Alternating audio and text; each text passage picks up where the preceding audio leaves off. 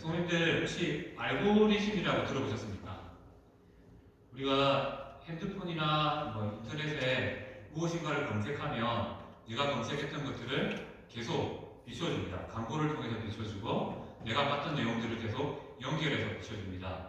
특별히 유튜브를 우리가 좀 많이 사용하고 있는데 유튜브에 내가 관심 있는 걸 하나 검색하면요. 그 관심한 걸 보고 난 이후에 어떤 일이 일어납니까? 그와 비슷한 일들이 계속 연결되어서 정보로 들어오게 됩니다.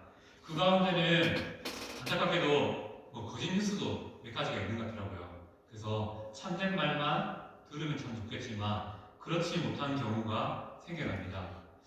알고리즘의 역기능이라고 하죠. 알고리즘이 우리에게 편리를 줍니다. 예를 들면 어떤 상품을 쇼핑 앱에서 검색을 하면 다른 앱에서도 이런 제품이 얼마의 가격입니다라고 계속 광고를 띄워줍니다. 그런 것들을 통해서 더 싼 데가 있네? 라고 찾을 수도 있습니다. 그런 편리함도 있지만 반대로 이 알고리즘이 우리를 아예 그쪽 방향을 향해서 묶어버리는 그런 역할을 합니다.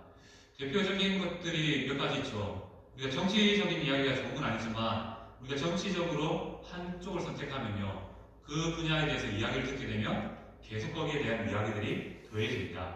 그래서 한쪽으로 아예 치우쳐버리는 그런 안타까운 일들이 의외로 자주 일어나게 됩니다. 우리가 코로나19를 지나면서 다 백신도 맞았고 이렇게 지냈지만 그런 이쪽을 너무 침시한 한 친구는 어떤 생각을 했냐면요. 이 백신 속에 사단의 음모가 들어있다. 그래서 이 백신 맞으면 큰일 난다 하면서 그런 영상들이 한때 계속 떴습니다. 근데 그걸 한 번 보고 또 관련된 걸 또 보고 하다 보니까 어떤 일이 일어나냐면 코로나 기간 내내 나는 백신 안 맞아. 그래서 백신을 계속 피해 다녔습니다. 그래서 직장에는 맞았다라고 거짓말을 했는지 모르겠지만 그렇게 피해가는 사람도 봤습니다. 물론 자기 마음 가운데 그런 확신을 준 이야기들이 있었기 때문에 그렇겠죠.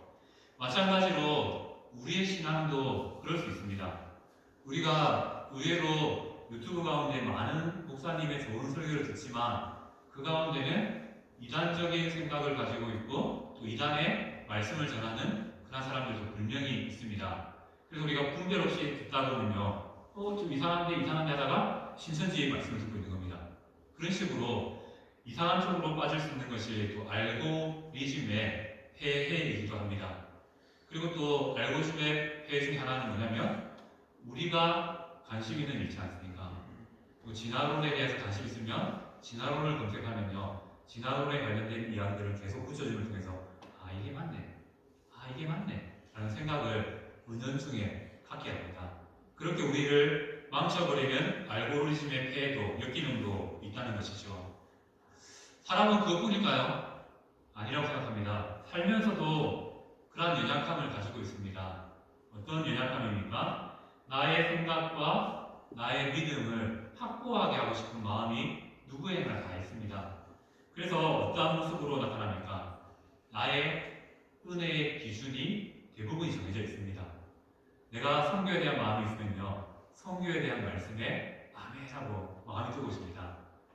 또 다른 부분에 대한 말씀을 강조하는 그 영역이 내 마음 가운데 있다면 믿음 가운데 있다면 그 부분의 말씀이 들려질 때 아멘하고 또 그에 반응하게 됩니다.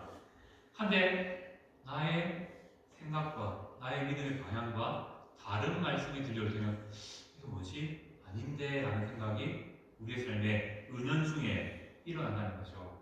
그리고 더 심하면 어떻게 됩니까? 내 생각이 맞다는 것을 입증하기 위해서 내 생각과 같은 이야기들을 계속 모읍니다.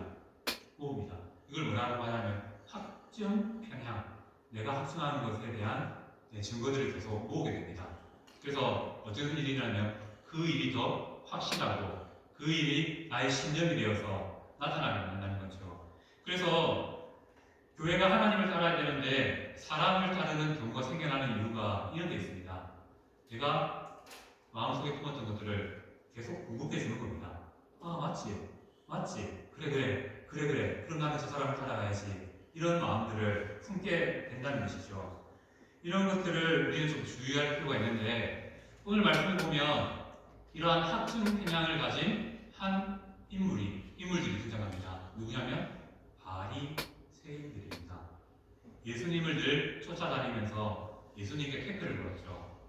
그들이 예수님을 향하여서 여러 가지의 기적들을 봅니다.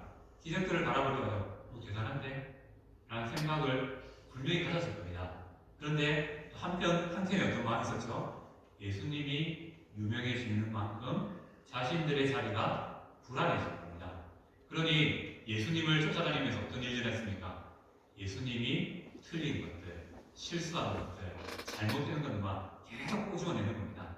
그래서 오늘 말씀에 보면 예수님께서 귀신 들려서 말 못하는 자를 고치셨는데 어떻게 말합니까? 예수님이 바알세불이라죠. 귀신의 왕의 힘을 빌려서 일한다. 봐라, 이게 메시아가 아니다. 우리가 말하던 그 사람이 아니다 라고 말하는 모습을 보게 됩니다. 그런데 이 모습이 여기서 끝났던가요? 계속 쌓입니다. 바리새인들. 예수님 뭐 하면요? 저거 아닌데? 예수님 또 이거 하면 그건 아닌데? 계속 자신의 마음 가운데 이분은 메시아가 아니야 하는 그런 마음을 가지고 계속 바라보게 된다는 것이죠. 안타까운 것은 참 안타깝죠.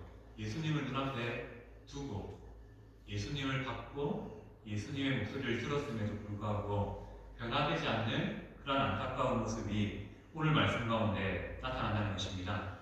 자, 오늘 말씀을 좀 더 자세히 살펴보면 오늘 말씀은 좀 짧습니다. 그럼에도 불구하고 좀 의미 있는 것이 무엇이냐면 두 가지의 기적이 한 번에 일어납니다. 뭐죠? 귀신 들린 사람이 있고요.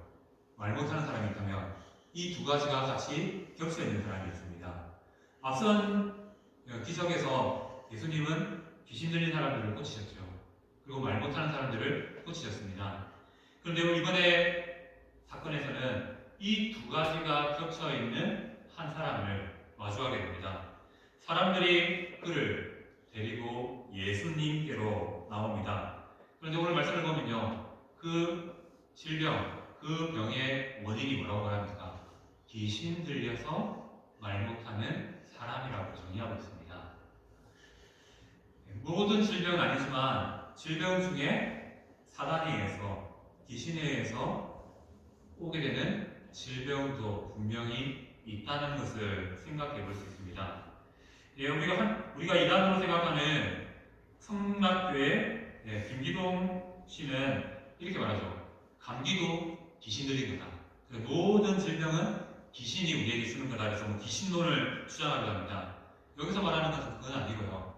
질병 중에 귀신에 의해서 오는 것도 있고요. 아닌 것도 있다는 것을 우리는 생각하고 오늘 말씀을 드려야 됩니다.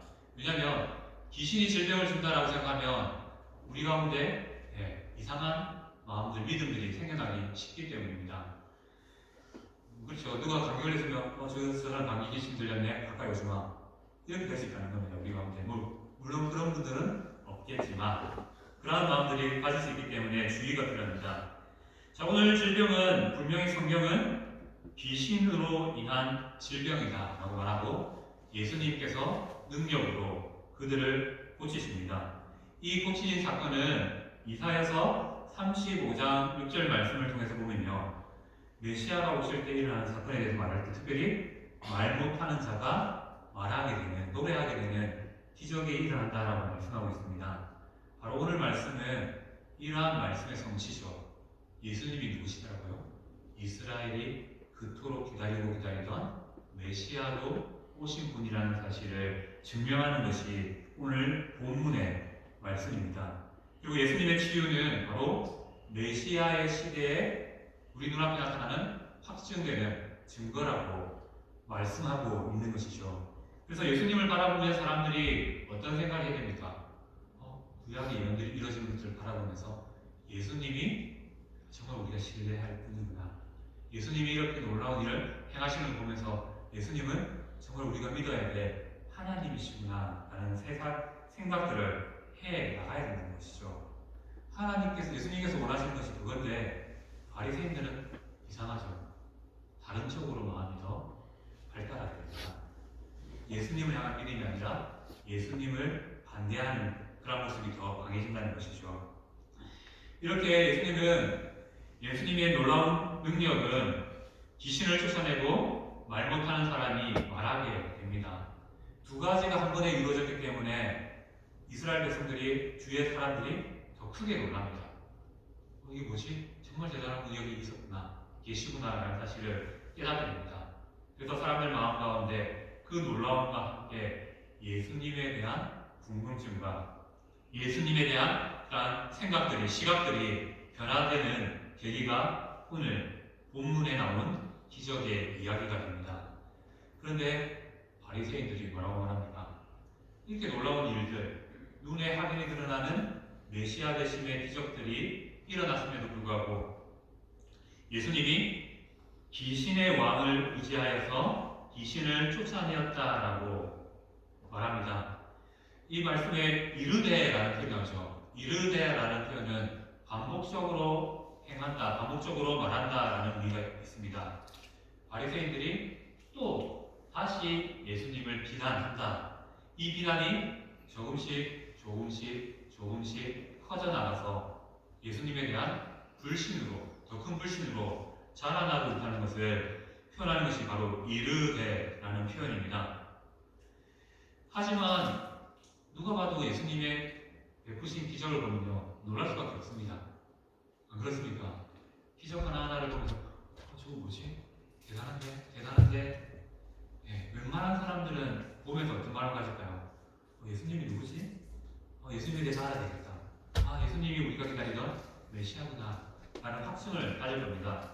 하지만 바리새인들은 예수님을 부인하기 위해서 마태복음 10장 25절의 말씀처럼 바알세불, 귀신의 왕이라고 말하는 바알세불의 힘을 빌려서 귀신을 쫓아내었다라고 비난하는 것을 보게 됩니다. 예수님을 향한 시샘과 그 시샘이 이제는 적개심이 되고 결국 완전히 예수님께로 돌아서는, 예수님과 돌아서는 그런 안타까운 모습이 나타난다는 것이죠. 이게 시간이 지남에 따라 풀어지면 좋겠는데 오히려 더 심해지고 결국은 예수님을 십자가로 내모는데 앞장서는 인물들이 바리새인들이 되게 됩니다. 자, 오늘 말씀을 통해서 우리는 생각해 봅시다. 우리의 마음은 예수님의 이러한 이야기들을 들으면서 어떻게 해야 될까요?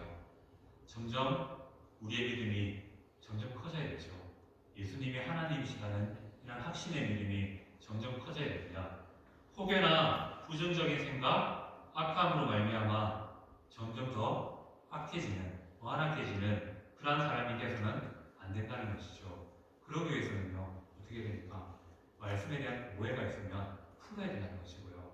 그리고 우리가 더 말씀을 사랑함으로 말씀 앞에 서려고 하는 그러한 모습이 필요하다는 것입니다.